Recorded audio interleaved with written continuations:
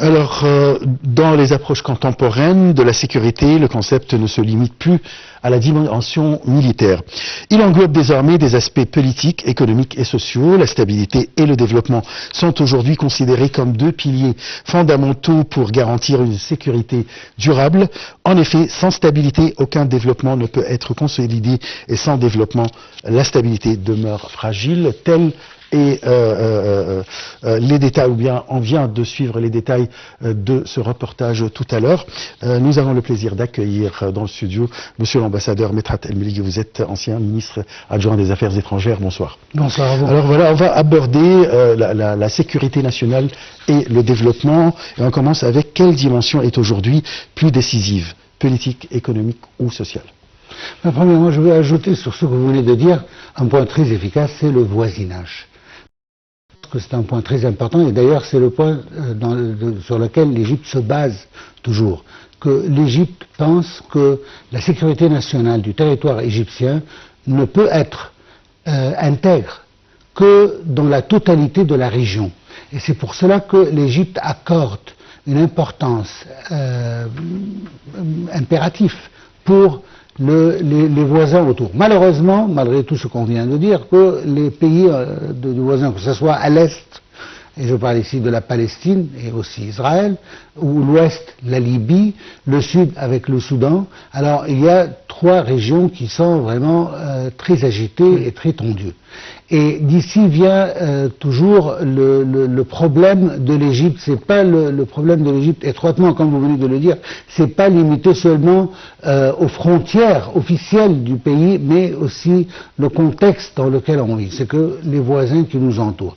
Et d'ici vient l'importance de stabiliser ces régions-là et les efforts égyptiens qui sont traduits. On a vu ça avec les efforts déployés pour maintenir un certain niveau de sécurité en Libye, aussi bien au Soudan. On est bien impliqué au Soudan, pas impliqué d'une manière militaire, mais plutôt impliqué dans les négociations pour pouvoir arriver à une entente entre les deux parties, notamment quand on sait tous qu'il y a des interventions extérieures dans tous ces pays, ce qui ralentit et parfois même empêche d'aboutir à une résolution dans le pays même, que ce soit au Soudan entre les Soudanais eux-mêmes ou à la Libye, sans une intervention d'un pays étranger de la région pour arriver à une entente entre l'Est et l'Ouest, et aussi certainement la cause qui nous trouble tous, c'est celle de l'État palestinien et l'occupation israélienne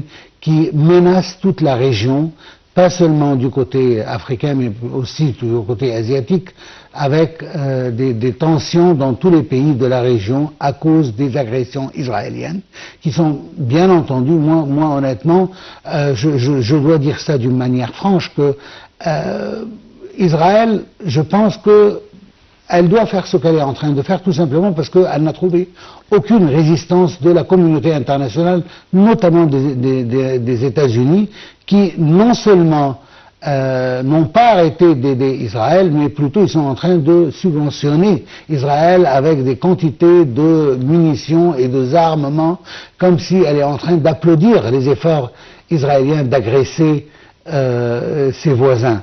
Je peux ici emprunter même la parole du président Trump quand il a parlé aux autorités israéliennes et au premier ministre israélien Benjamin Netanyahu, lui disant qu'on vous a donné des armes et vous les avez très bien utilisées. Et je trouve que c'est une phrase vraiment flagrante à montrer à quel point on met de côté droit international, on met de côté droit humanitaire international et on met de côté aussi la communauté internationale qui n'est pas satisfaite certainement des agressions, et pas seulement des agressions, du génocide commis par Israël contre le peuple palestinien. Alors ici vient le rôle important de l'Égypte pour pouvoir non seulement sauvegarder sa propre sécurité nationale, mais celle des voisins aussi, pour que cela ne détruit pas la région en sa totalité. On a vu même dernièrement l'Égypte s'impliquer dans les négociations entre l'Iran et les États-Unis pour pouvoir calmer la situation, pour arriver à une entente moi personnellement, je pense que les États-Unis ne veulent pas vraiment entrer dans une guerre avec l'Iran. Ils craignent les répercussions d'une telle agression américaine contre l'Iran. Et en même temps, je crains de l'autre côté les pressions d'Israël, notamment on sait à quel point Israël peut vraiment forcer les États-Unis à commettre faire pression, on peut dire. On ne peut pas forcer quand même. Non, non, à un certain point, c'est forcé. Ah oui. Ah oui, oui, non, non, je parle franchement parce que on a vu. Vous êtes diplomate, alors vous utilisez les mots oui, précis. Je sais, parce qu'il y a une pression. Écoutez-moi, est-ce que vous pensez que les relations avec le monde arabe sont moins importantes que des relations avec Israël? Certainement pas. Mais malgré cela, Israël est le favori des États-Unis et pour Israël, on est prêt à tout consacrer, y inclut le droit international, y inclut les alliés traditionnels des États-Unis, tout ça pour les beaux yeux d'Israël, si je peux utiliser le mot. Et ça a été prouvé lors de la guerre de Gaza durant 2 ans, c'est vrai. Par contre, les pays européens, ils ont eu une position quand même, on peut dire, positive, puisqu'ils ont reconnu un État palestinien. Je parle de grands pays comme la France, l'Angleterre, la Grande-Bretagne, l'Espagne, tout ça, ils ont reconnu et ils ont quand même, ils se sont opposés contre Israël. Je ne peux pas nier l'importance de ces étapes-là, mais est-ce qu'on a vraiment le luxe du temps à attendre que cette reconnaissance soit traduite en des étapes concrètes contre l'État hébreu? Non. On n'a pas vu cela. Non. Alors je trouve qu'il y a une certaine situation un peu, si vous me permettez le mot, il y a une certaine hypocrisie dans la position européenne. Dernièrement, Israël a commis plusieurs massacres à courte échelle. Hein. Alors on parle d'une trentaine, d'une quarantaine de Palestiniens dans une seule nuit à être tués par les Israéliens. Ils ont condamné cela. Et ils ont condamné aussi les étapes qui vise à annexer la Cisjordanie. Et puis après, la condamnation toute seule ne vaut rien avec Israël.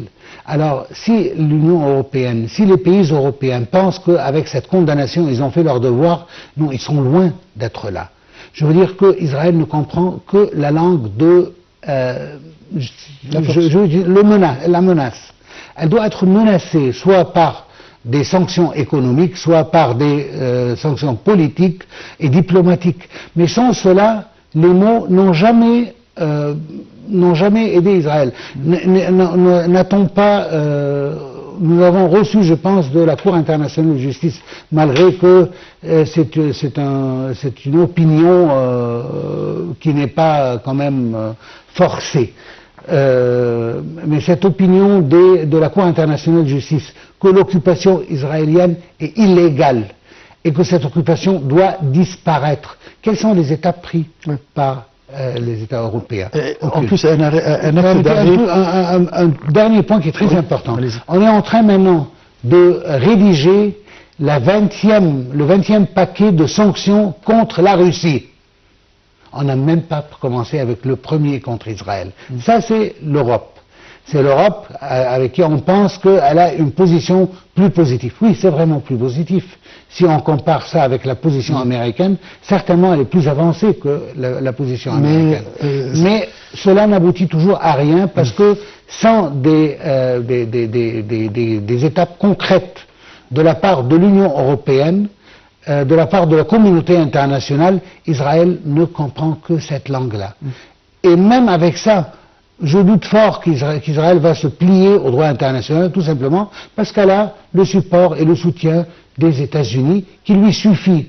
N'oublions pas que plus de 80% des armes israéliennes viennent de la part des États-Unis, et ce qui est le plus important, il y a une couverture diplomatique et politique de la part des États-Unis à toutes les étapes d'Israël.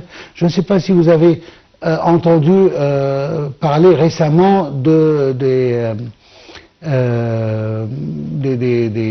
paroles d'un certain soldat israélien qui a parlé, qui a dit, c'était juste hier, je pense même aujourd'hui, en parlant que nous ne tuons pas seulement, mais nous violons aussi les Palestiniens. Alors il parle de viol et il ne craint rien parce qu'il sait qu'il n'y aura aucune punition qui sera mené contre lui-même ou contre son État. Oui. Et c'est à cause de ça que je crains qu'on va avancer sur ce plan, ou ce dossier.